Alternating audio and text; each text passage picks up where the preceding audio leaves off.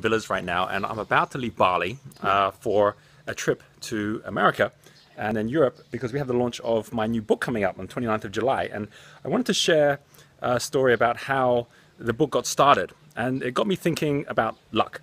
And I'm going to take you somewhere where I can kind of share this in a little bit more detail, which I'm going to show you. But first of all, how did luck come up? I was thinking about Wendy Keller, who is the agent for the book, and she's the one who got us in with Hachette, who are the publishers of the book.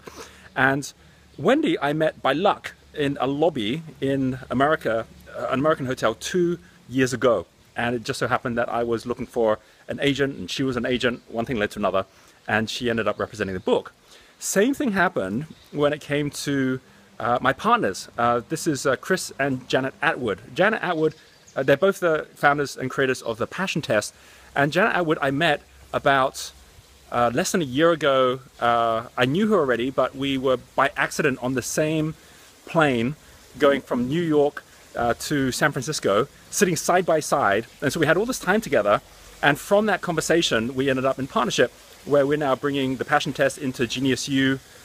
We have amazing help coming from Janet and Chris, connecting up with people who are now our Genius partners in the US as well. And all of that happened from luck, from us happening to sit side by side right there on that plane.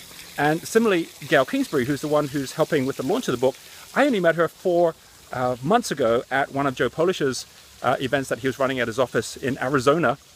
And same thing, it was luck. In every case, I didn't know that was going to happen.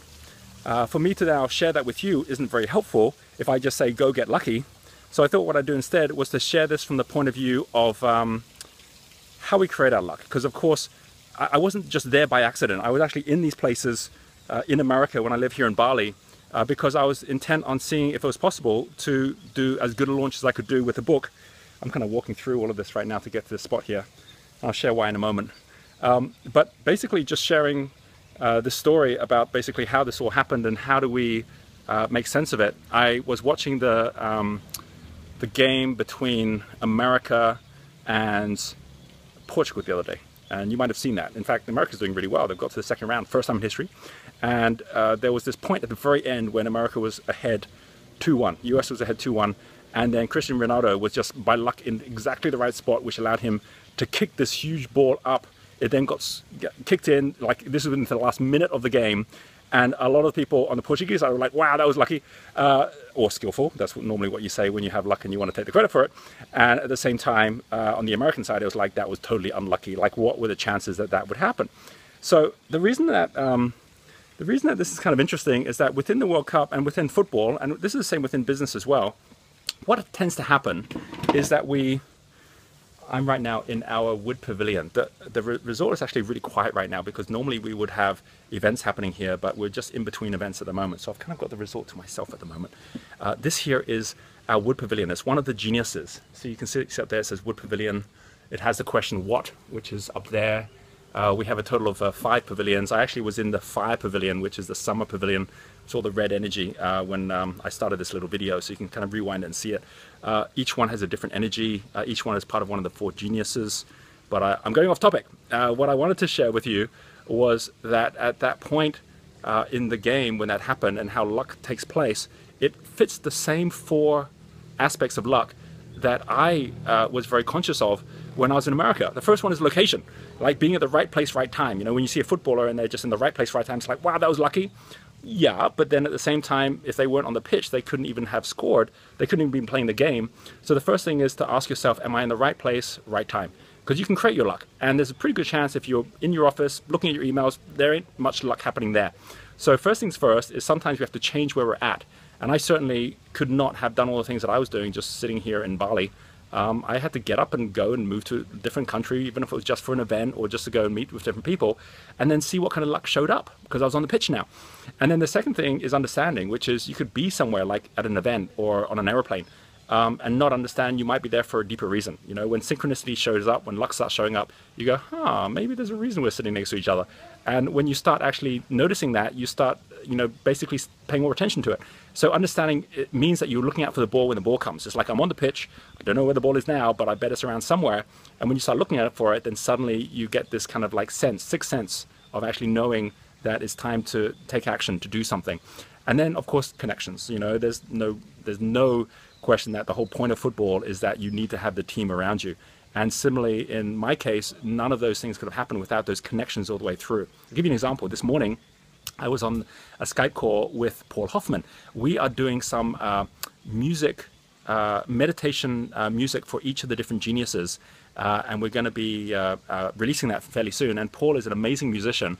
And it just so happened that when I thought about it, Paul was someone that I've known for several years. And when I was in that lobby in LA, I met Paul, and Paul introduced me to Wendy, because Wendy, who's my agent, is next door neighbors to Paul, believe it or not.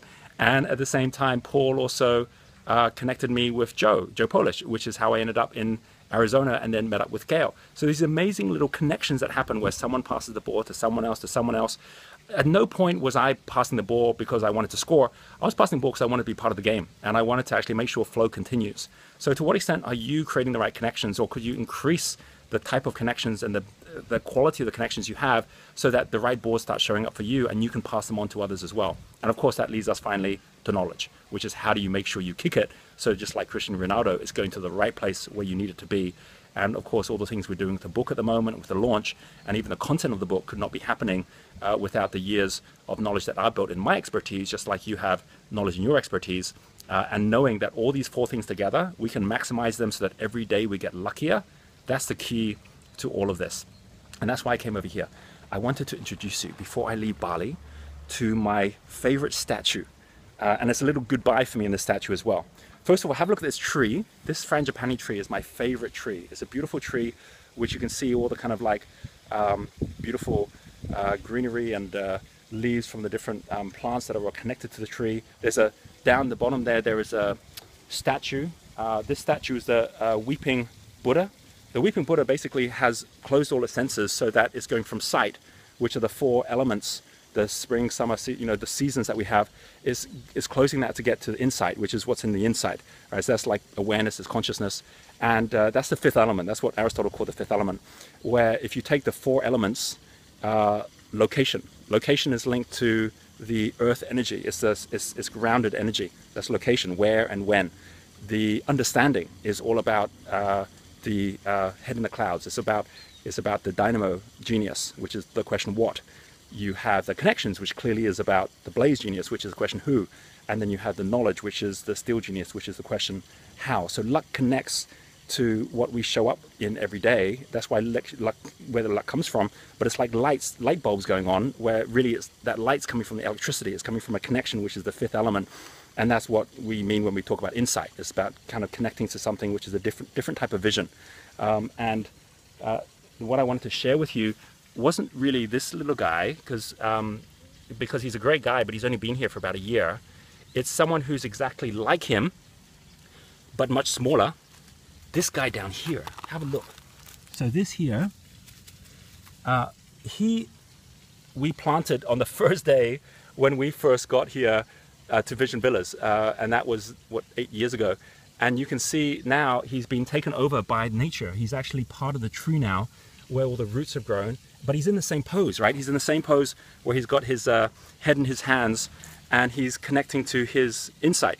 And there's a quote outside, which is really what this is about. And it's my journey in this coming month when we go for this launch of this book, which I really hope you get a copy of. You'll find the links. You can go pick one up, and I think you really enjoy it. And a lot of things I've talked about here, I talk about in the book as well. The most fundamental thing is how we actually really open up that luck and how we get to our fortune. And the key to that, which is what these little guys here are doing, is they're connecting into what we call spirit, the fifth element, where they're really looking at things from the point of view of purpose, of meaning, of legacy. The word fortune comes from Fortuna, the Roman goddess, who was the goddess of fortune, fortune meaning luck, because you have good fortune, wealth, because you can grow a fortune, and also legacy, because you can tell a fortune, right? So these things all link together. They're all part of the same path. And the more we follow our luck, or the luck shows up, the more we know we're on the right path for ourselves as well. The quote outside is from Helen Keller. Helen Keller could not see, she couldn't hear, she couldn't speak. But a lot of people said she had great vision. And that was because she was tapping into a much deeper vision. And the quote is the quote, life is either a daring adventure or nothing. So I hope just from this little video, you'll be interested in seeing some of the new videos coming up in the coming weeks as we're getting closer to the launch of the book. And for this is my wish to you, whoever your World Cup team happens to be, that you take those lessons of location, understanding, connections and knowledge, and you start growing them in your life, but always with one eye on your vision of your future, your legacy of why you're here and why you are here to make that difference. Just like with me in my book, it's the way that I'm making my difference and hopefully making that difference with you as well. We'll see you in upcoming videos.